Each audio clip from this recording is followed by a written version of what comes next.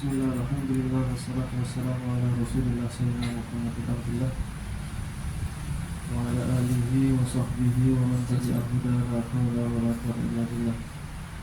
Rabbi shrah li sadri wa yassir li amri wa hlul 'uqdatam min lisani yafqahu qawli. Amin ya rabbal alamin. Wa ba'd.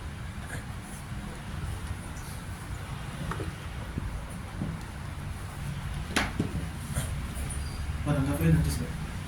Samsul Pak. Yang lain apa lagi? Coba bareng-bareng. Bismillahirrahmanirrahim. Innamal a'malu binniyat wa innama likulli imrin ma nawa.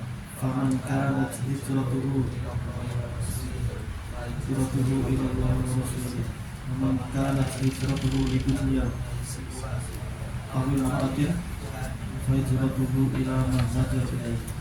Yang kedua, Rasulullah SAW abghadul rijali ilallahi al-alatul khasim.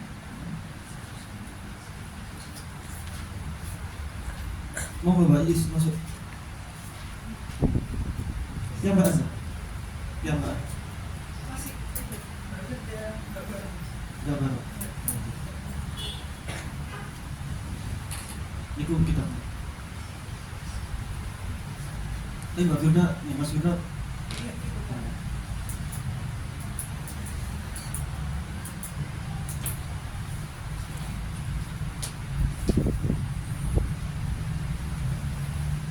Bismillahirrahmanirrahim. Lanjut hadis ke-6.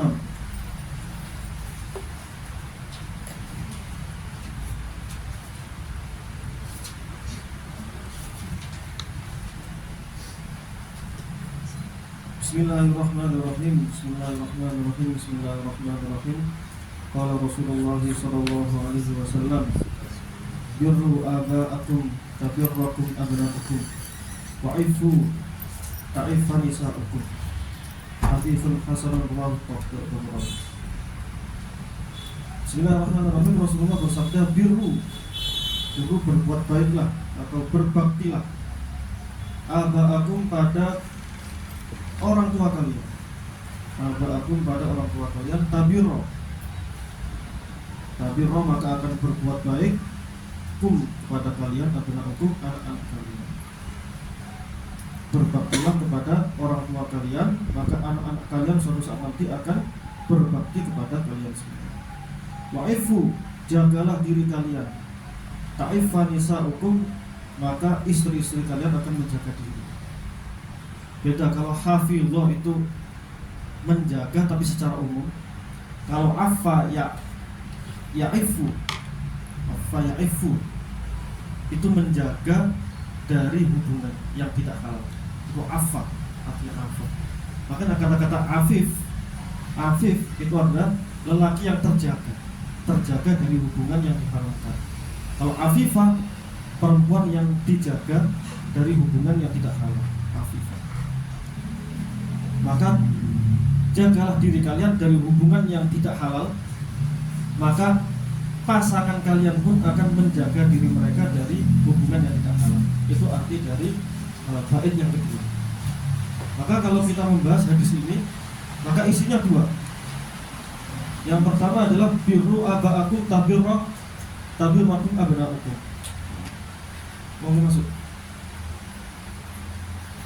Berbaktilah kepada kedua orang tua, maka kau akan dibalas baktimu oleh anak-anak kalian. Jagalah kalian dari hubungan tidak halal, maka pasangan kalian pun akan menjaga diri dari perkara yang halal. Ini berarti Rasulullah menjelaskan tentang sebab akibat, dan itu jaminan Rasulullah. Kau baik, kau berbakti kepada orang tua, anak kalian akan berbakti pada Anda. Kau menjaga diri, maka pasangan Anda akan menjaga diri. Ini juga ada hubungannya dengan hadis lain. Kenapa berbakti kepada kedua orang tua?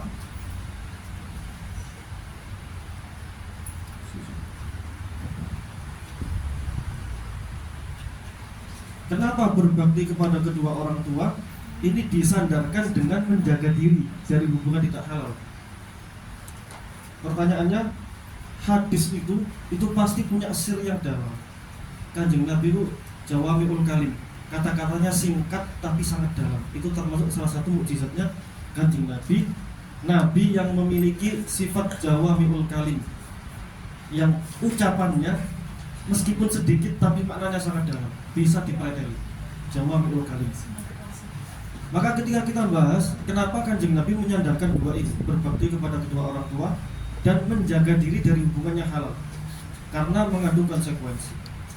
Karena amalan ini dalam hadis lain, kata Rasulullah, babani muajjalani uqubatuhuma fid dunya qabla al-akhirah. Ada dua pintu, ada dua bab, ada dua jalan yang hukumannya dipercepat langsung di dunia sebelum di akhirat. Yang pertama adalah al-baghi. Al-baghi itu perzinahan atau yang berhubungan dengan perzinahan. Yang kedua adalah al-uquq, durhaka kepada kedua orang tua. Jadi dua hadis ini tentang negatif, hadis ini tentang positif. Hadis yang kita bahas ini, berbaktilah kepada kedua orang tua dan maka anakmu akan akan berbakti kepada kalian. Lalu dilanjutkan, jagalah diri kalian dari hubungan yang tidak halal, maka pasangan kalian pun akan menjaga diri dari hubungan tidak halal. Kalau kita tidak berbakti kepada kedua orang tua, kalau kita tidak menjaga diri ini dari perkara dari hubungan yang tidak halal, maka konsekuensinya masuk ke hadis lain, yakni babani muajjalani uqubatuhuma fit dunya qabla al-akhirah. Ada dua dosa, ada dua kesalahan, ada dua perbuatan yang oleh Allah langsung dihukum di dunia sebelum di akhirat. Enggak cuma di akhirat hukumannya, di akhirat juga dihukum. Dihukum, tapi di dunia pun juga dihukum. Yang pertama adalah uquq, durhaka kepada orang tua. Jadi konsekuensi dari hadis yang tadi. Yang kedua al-baghy. Al-baghy itu perzinahan atau yang berhubungan dengan perzinahan. Maka dari itu orang yang hubungannya tidak baik dengan orang tua, biasanya orangnya kacau, hidupnya tidak tentram. Sekaya apapun dia, hidupnya biasanya kacau. Itu orang yang tidak hubungannya tidak beres dengan orang tua. Karena itu janji Rasulullah. Yang kedua, orang yang tidak menjaga hubungan, orang yang tidak menjaga hubungan, tidak menjaga diri dari hubungan tidak halal. Pacaran, kalau belum nikah, kalau sudah nikah selingkuh, itu pasti hidupnya nggak tentram, keluarganya pasti nggak tentram, dan suatu saat pun akan dibalas oleh pasangan kita. Itu janjinya Rasulullah. Jadi modelnya aksi reaksi, dosa yang akan kita ditimpakan akibatnya juga.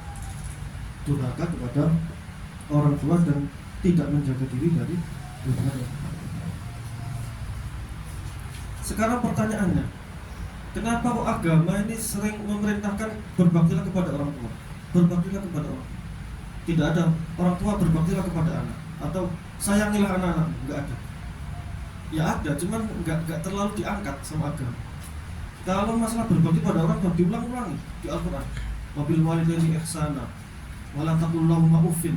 Bahkan mengatakan uff saja dilarang sama Allah. Uff itu kayak gitu. Mama, nak kamu kalau pulang jangan malam-malam. Gitu. Ini itu tahu, itu dinas dalam Quran. Wala taqul lahuma uffin. Jangan sampai kau ngomong uff di kedua orang tua. Sampai segitunya. Apalagi dikandani pulang malam-malam. Potah mau cewek. Itu lebih parah lagi. Apalagi sampai main fisik. Itu sampai hidupnya dikatakan tentang. Dan orang-orang sukses ada pepatah selalu baginya al-qadat itu akan tunduk tahta aqdamil ummahat. Selalu ada makalah Arab, pemimpin, orang yang pemimpin yang sejati, orang hebat, pemimpin yang hebat itu pasti tunduk sama ibunya. Pasti tunduk sama ibunya. Makanya kalau dan biasanya pemimpin hebat di samping dia tunduk sama ibunya, dia pasti lahir dari ibunya yang hebat. Itu pasti. Makanya kalau saya dengar orang hebat, itu biasanya saya cari tahu ibunya siapa. Umpama siapa katakannya Ali Zainal Abidin bin Sayyidina Husain, ibunya siapa? Kok sehebat itu?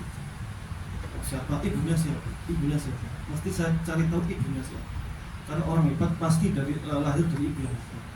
Imam Syafi'i bisa seperti itu dari ibu yang hebat. Kebanyakan dari ibu yang hebat.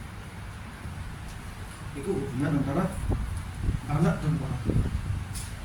Dan pertanyaan tadi, mau gak Bek?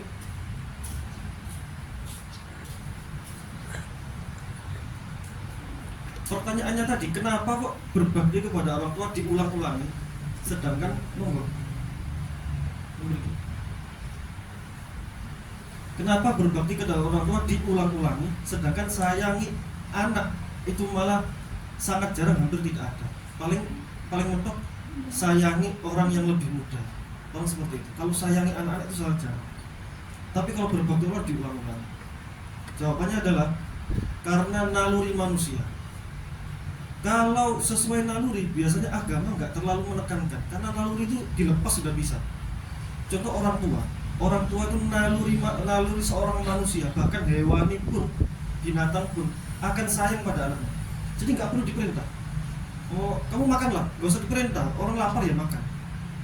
Tapi orang tua ke anak nggak usah disuruh. Sayangi bayi-bayimu, nggak perlu. Sayangi anak-anakmu, nggak perlu. Paling mentok wala taqtulu auladakum khasyata imlaq. Nahnu narzuqukum wa iyyakum. Narzuquhum wa iyyakum wa kum wa iyyahum. Singkat Al-Qur'an. Nahnu narzuqukum wa iyyahum apa? Nahnu narzuquhum wa iyyakum. Kum duluan. Ya wala taqtulu auladakum khasyata imlaq. Nahnu narzuquhum. Hum apa kum? Kum wa iyyahum apa? Hum wa iyyakum. Kalau itu sampai jangan sampai kau takut atau khawatir ekonomi sampai membunuh anak. Nahnu narzuqukum atau wa iyyakum. Intinya kum si album je. Mirip-mirip saja. Aku kata Allah akan aku akan menjamin rezekinya kalian dan juga anak-anak kalian. Rezeki dijamin. Bahkan perbuatan kita yang nggak jelas saja ada aja. Contoh merokok loh yang hukumnya nggak jelas, hukumnya antara haram, antara makruh, paling mentok boleh. Kalau sunnah mengada-ngada, itu jelas menolak. Kalau ada ustadz kiai mengatakan rokok sunnah, bahkan wajib. Kalau tidak rokok maka dia akan kejang-kejang, maka wajib itu mengada-ngada. Sunnah aja mengada-ngada. Perdebatan antara rokok, antara haram, makruh dan boleh. Itu kalau orang rokok biasanya ada rezekinya. Orang kalau pecandu rokok, walaupun pendapatannya sedikit, itu bisa 1 bulan 1 juta sendiri. Sehari 30.000 kalau satu. Kalau ada tamu, ada teman bisa 2. Satunya 30.000. Kalau satu standar 30 kali 30 900.000. Kalau sering nongkrong ya bisa 11,5. Itu rokok. Sampai ada istilah coba kamu nggak merokok, paling 1 tahun bisa beli motor, 5 tahun bisa beli mobil. Ternyata orang nggak merokok juga nggak beli mobil. Jadi rokok saja yang sepele itu ada aja jalannya, apalagi seorang anak. Makan anak masih 10, gak kerja, urip, gak mungkin masih bapaknya gak jelas kerjaan, urip pasti hidup, pasti dijamin. Nah kembali ke pertama, orang tua kalau ke anak itu nalurnya sayang. Jadi agama nggak perlu menekankan, menurut saya anak nggak perlu. Karena naluri seorang manusia pasti sayang kepada anak-anak mereka. Bahkan hewan pun juga akan sayang sama anak mereka. Tapi kalau sebaliknya enggak. Kalau anak, ya mungkin ada rasa sayang kepada orang tua, tapi tidak sebesar orang tua kepada anak. Buktinya apa? Panti jompo itu banyak sekali. Atau umpama kita 5 orang datang, 5 orang anak, ada orang tua kita yang katakanlah sudah sangat lemah sekali, bahkan kalau ngising ya langsung nang celono, maka 5 orang ini masih keuangan, masih ekel-ekelan. Kamu dulu pakai jadwal. Kayak kita itu tertekan, bukan terbuta. Beda kalau orang tua ke anak itu tanpa mikir pun langsung naluri. Tapi kalau anak itu kayak bersabar, beda. Orang kalau ngurus orang tua bersabar mengurus orang tua itu berbeda dengan orang tua yang sayang kepada anaknya. Kalau sayang kepada anaknya itu dinikmati, bersyukur, bernikmati. Meskipun anaknya ngisingan, nguyuan itu bersyukur, dinikmati.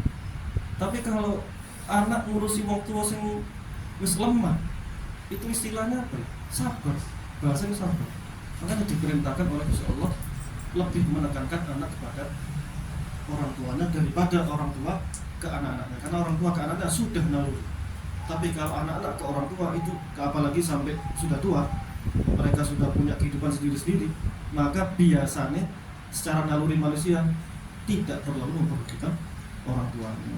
Maka ini diancam sama Kanjeng Nabi, kalau kalian menelantarkan orang tua kalian, maka kau akan suatu saat akan diterlantarkan oleh anak-anak kalian.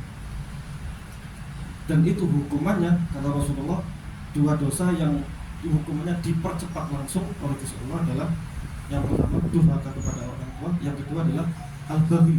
Al-baghi itu perzinahan atau berhubungan dengan perzinahan tersebut. Pacaran termasuk, selingkuh termasuk. Wa'ifu ta'ifa nisa'ukum. Qala Rasulullah sallallahu alaihi wasallam lanjut,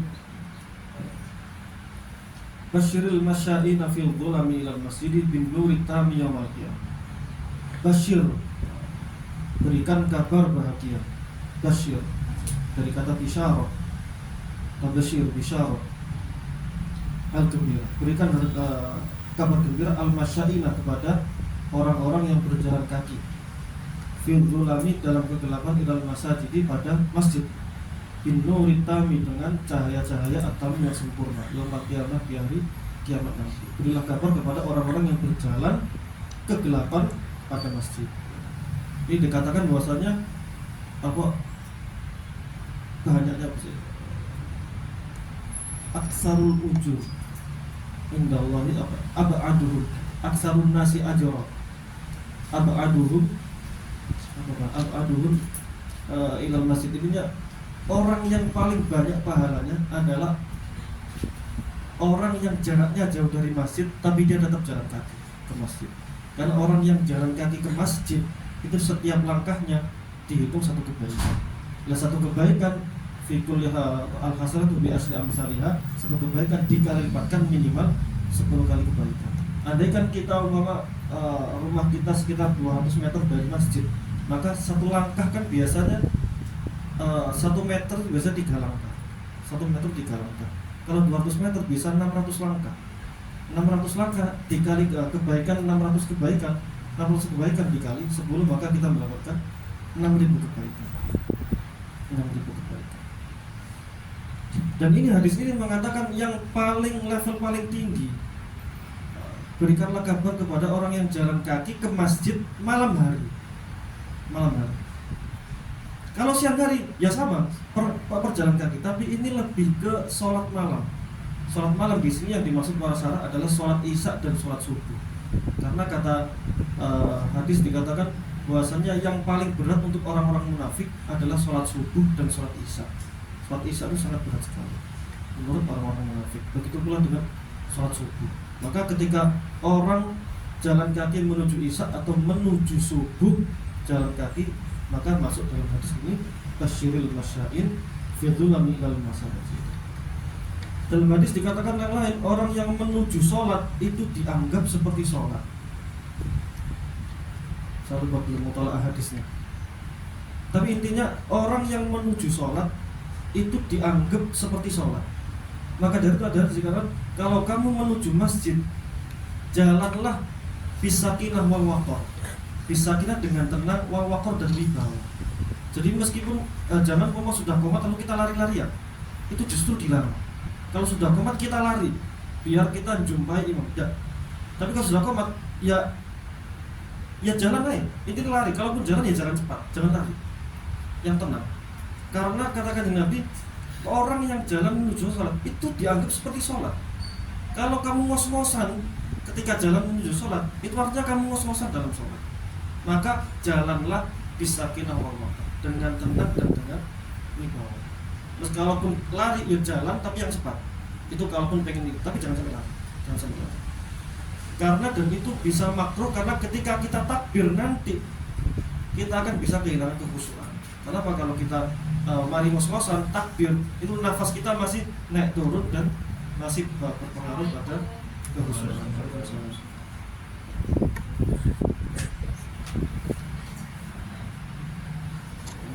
Inna a'dhaman nasi ajran fi sholati ab'aduhum ilaiha mamshan. Sesungguhnya manusia yang paling agung pahalanya dalam kategori sholat ab'adu ilaiha manusia, yang paling jauh dari masjid langkahnya, yang paling jauh dari masjid langkahnya. Sholat itu kan besar pahalanya, besar kecilnya pahala bisa dilihat dari beberapa sudut pandang. Bisa dilihat dari sudut pandang pejalan kakinya setiap langkah. Umpama ada rumah 100 meter jauh dari masjid, ada yang 200 meter dari masjid. Maka orang yang 200 meter dari masjid, yang berangkat ke masjid, maka jelas pahalanya lebih besar dia daripada orang yang dekat dari masjid. Seperti itu.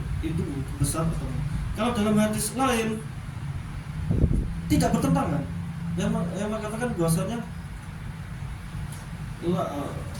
illa ma aqala fiha, illa ma aqala minha. Inilah la yaqbalullahu sholata la yaqbalullahu sholata mri'in illa ma aqala fiha, illa ma aqala minha. Bahwasanya Gusti Allah tidak menerima sholatnya seseorang kecuali yang dengan kadar yang dia menyadari bahwa dia sholat. Sekali lagi, kadar sholat kita yang diterima itu adalah kadar di mana kita menyadari bahwa kita sholat. Soalnya kalau kita sholat biasa nggak menyadari. Kalau kita sholat, kita ngelamun, itu nggak dihitung. Meskipun kita sah sholatnya, tapi nggak dihitung kualitasnya. Kualitas itu tergantung dari berapa detik. Kalau saya mengatakan menit itu terlalu berat. Berapa detik kita menyadari bahwa kita sholat. Soalnya kalau kita sholat 4 rakaat biasanya 3 menit atau 2 menit kan cepat kita mulai.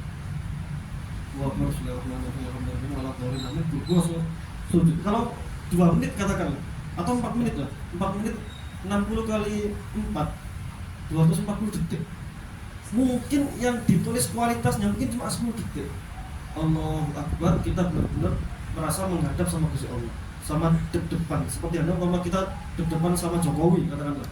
Benar-benar kita menjaga sikap, benar-benar kita menjaga sikap dan kita siap berbincang. Itu yang menjadi kualitas sholat. Maka ketika kita bisa sholat menyadari bahwa kita sholat selama 30 detik, itu lebih baik daripada orang yang sadar bahwa dirinya sholat hanya 10 dan 20 detik dan seterusnya. Sadar diri adalah hudur dan khusyuk. Hudur dan khusyuk. Hudur itu kita hadir. Hadir itu kita menyadari bahwasanya kita sholat. Maksudnya cukup. Hudur kita menyadari dalam sholat, maksudnya kita tahu bahwasanya kita sholat, itu cukup. Dan kita tahu kita menghadap siapa. Itu artinya hudur. Kalau khusyuk, ketenangan hati, ketenteraman hati. Contohnya adalah ketika kita sowan sama ulama, sama kiai atau sama pimpinan pejabat, kita sudah deg-degan. Kita mengajak ngobrol. Ihdinas shiratal mustaqim, kan kita mengajak ngobrol. Kalau kita tidak menyadari kita ngajak ngobrol tapi pikiran kita ngawang, atau noleh-noleh ke kanan kiri, maka kalau manusia pasti tersinggung. Kalau kita ngobrol sama bos, kita mau mengajukan lamaran ke bos, mengajukan dispensasi ke bos, kita ngobrol sama bos, kita memohon sama bos, tapi ternyata kita nggak hadir pikiran kita ingin mikirkan lain atau bahkan ngobrol sama orang lain. Gusti Allah masih rahmat, masih menerima sholatnya. Kalau orang manusia itu pasti gergetan, pasti gergetan. Makanya orang yang tidak khusyuk itu ilal adabi aqrab, ilal uqubati aqrab. Orang yang sholatnya tidak khusyuk itu harusnya lebih dekat ke hukuman, bukan pahala. Itu tentang sholat. Bagi sholat itu bisa dilihat kualitasnya, pahalanya dari langkah kita menuju masjid atau dari kualitas di mana kita menyadari ketika kita sholat. Maka dari itu salah satu fadilah sholat jamaah itu apa? Salah satu fadilah sholat jamaah adalah kalau kita sholat sendiri, kalau jamaah, kalau umpama kita yang pertama adalah imamnya. Kalau imamnya kualitas sholatnya bagus dan makbul, diterima sama Allah, maka seluruh jamaahnya diterima. Tapi kalau imamnya ternyata pikirannya melayang juga, nggak menyadari kalau dirinya sholat, nggak ada kualitasnya, maka Gusti Allah akan mencari salah satu makmumnya, satu saja makmumnya yang khusyuk dan khudu. Kalau andaikan ada satu saja makmumnya yang ada kualitas sholatnya, maka seluruh jamaahnya diterima gara-gara satu imam, satu makmum tersebut. Kalau andaikan imamnya juga fly, melayang, makmumnya juga ngefly semua, nggak ada pikiran khusus sama sekali, maka Gusti Allah pun akan dalam tanda kutip berusaha menerimanya dengan berkah jamaah. Maka kalau kita sholat sendirian, itu kemungkinan sholat nggak makbul itu gede. Tapi kalau kita sholat jamaah, meskipun semua jamaah tidak berkualitas, tapi hanya karena barokah jamaah, maka sholat kita bisa diterima. Tapi dalam sudut lain, jangan malah sholat itu gak terima daripada sholat enggak. Tidak seperti itu juga.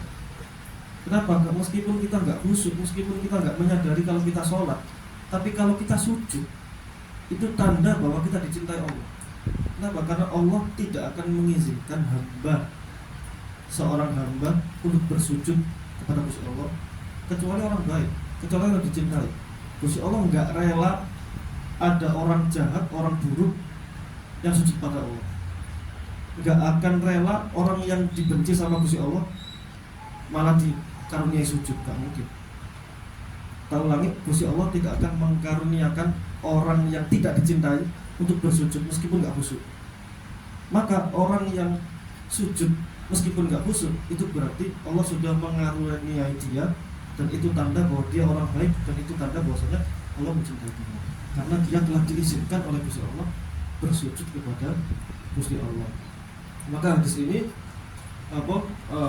menyemangati untuk berjalan kaki menuju masjid, terutama sholat yang gelap, yakni sholat subuh dan sholat isya.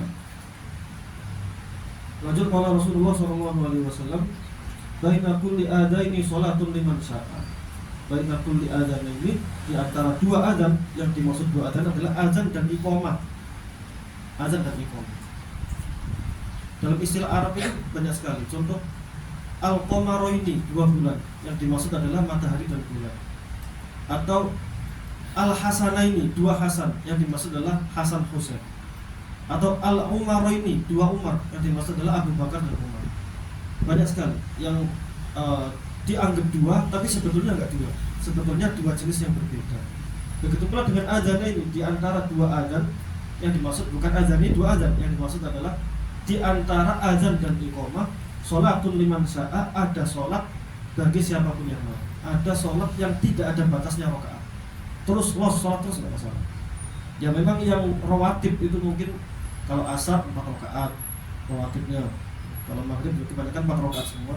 Tapi kalau sholat mutlak itu itu boleh semua. Dan waktu tersebut antara azan dan iqamah adalah waktu yang mustajab. Karena dalam hadis lain, la yuraddus doa bainal adzan wal iqamah, tidak akan ditolak doa di antara adzan dan iqamah. Maka yang dimaksud di sini motivasi untuk memperbanyak sholat dan juga doa di antara adzan dan iqamah. Qala Rasulullah SAW, al-bakhilu man dzukirtu indahu tsumma lam yusalli alaihi. Kata Nabi SAW, orang pelit, orang bakhil, man dzukirtu, seseorang yang ketika disebut namaku, indahu, di sisi dia, di dekatnya, tsumma lam yusalli alayya, kemudian dia tidak membalas sholawat kepadaku. Allahumma sholli ala sayyidina Muhammad. Orang bakhil adalah orang yang ketika nama Kanjeng Nabi disebut, maka dia tidak bersholawat kepadaku. Padahal kalau kita cermati, sebetulnya orang yang tidak bersolawat ketika Kanjeng Nabi disebut itu bukan bakhil kepada Kanjeng Nabi, tapi bakhil kepada diri sendiri.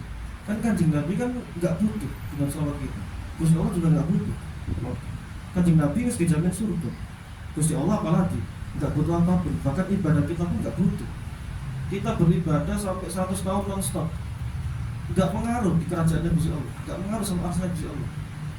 Kita maksiat, mencaci maki Kanjeng Nabi, mencaci maki Islam, mencaci maki Gusti Allah, nginjak Quran, nggak mau sholat sama sekali, menjahati semua orang, menzalimi orang, tidak membahayakan Gusti Allah sama sekali, bahkan tidak mengurangi sedikit pun kerajaan Gusti Allah. Kanjeng Nabi juga demikian. Kita sholawat Kanjeng Nabi nggak butuh.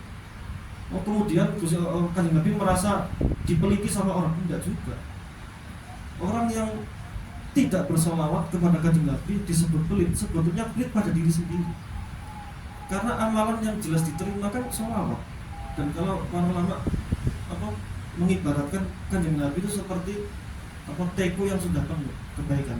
Maka ketika kita mengucurkan sholawat, maka sholawat itu akan tertumpah kepada kita sendiri. Dan sholawat sholawat sangat banyak sekali. Yang jelas tidak pernah, tidak akan ditolak oleh Gusti Allah.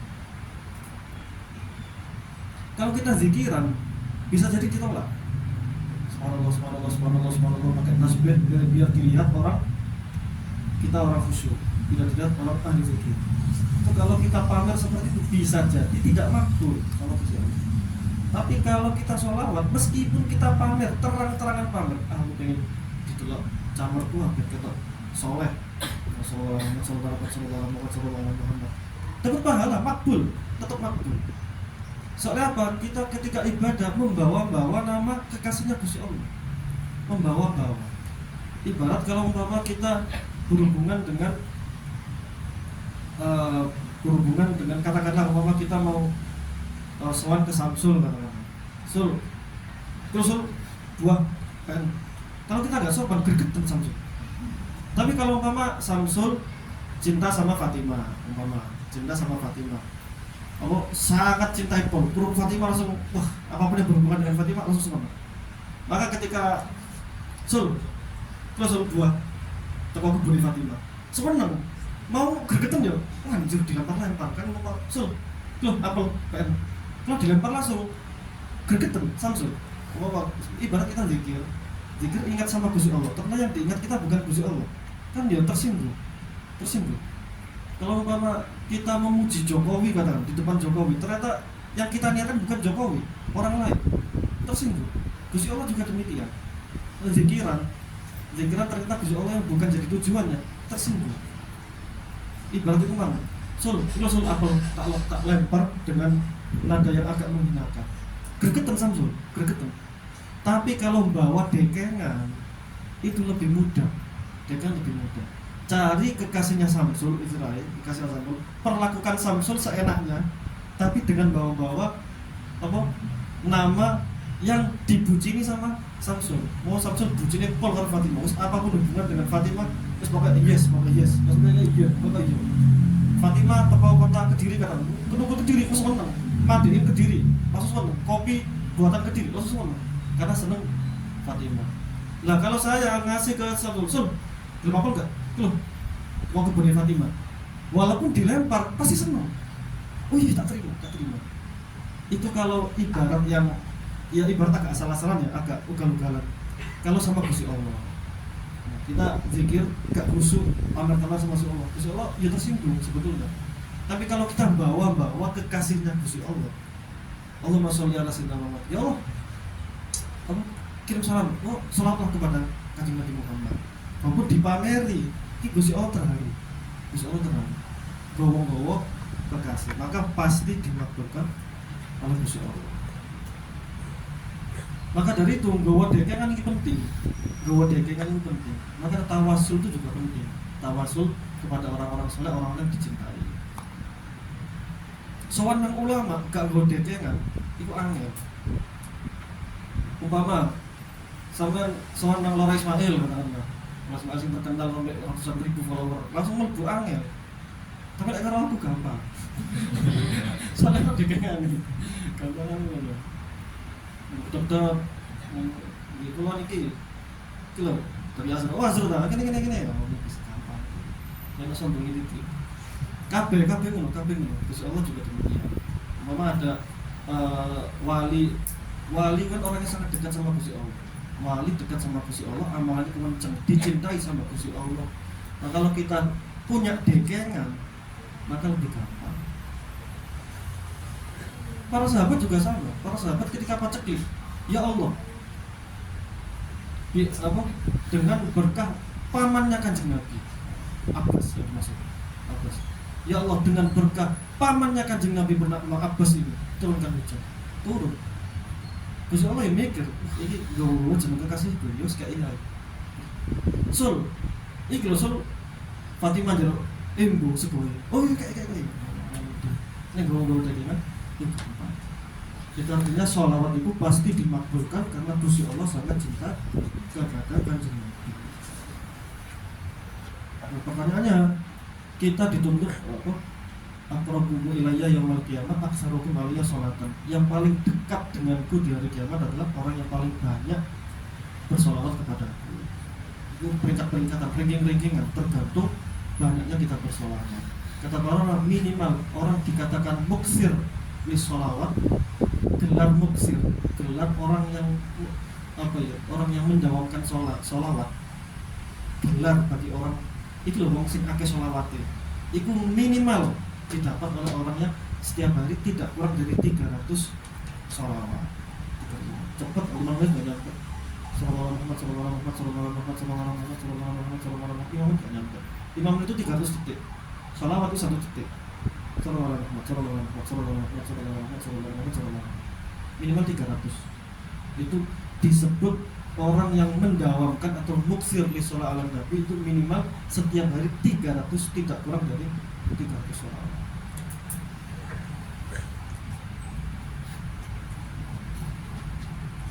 Tapi kalau kita punya kisah-kisah tentang Kanjeng Nabi, sholawat kita makin tinggi, makin nikmat. Kita ngomong sallallahu alaihi Muhammad ini nikmat. Allahumma sholli ala Muhammad. Ya Allah. Nanti ingat sama Gusti Allah. Ingat Muhammad juga. Sallallahu alaihi Muhammad. Kalau kita punya sejarah tentang Nabi Muhammad, tahu tentang kehidupan tentang Nabi Muhammad, perjuangan Nabi Muhammad, ketika kita nyebut Nabi Muhammad, kita akan merasakan hal yang tidak dirasakan oleh orang biasa. Ya Nabi salam alaika. Kalau orang nggak punya zauq, nggak punya perasaan, ya biasa. Ya Nabi salam alaika. Kalau orang punya zauq, ngomong alaika itu berat. Ya Nabi salam alaika. Ya Nabi, nyamuk langsung mendatangkan Kanjeng Nabi. Salam alaika, salam kepada berat. Apalagi sampai Madinah. Orang yang punya zauq itu melakukan hal-hal yang bahkan tidak terpikirkan oleh orang biasa. Tidak terpikirkan oleh orang biasa. Imam Malik itu orang Madinah, tapi kalau setiap masuk Madinah mesti sandalnya dicopot. Kenapa? Karena tidak berani. Karena kalau kita jalan di Madinah, artinya posisi kita kan di atas tanah, sedangkan Kanjeng Nabi ada di bawah. Maka dia tidak berani memakai sandal.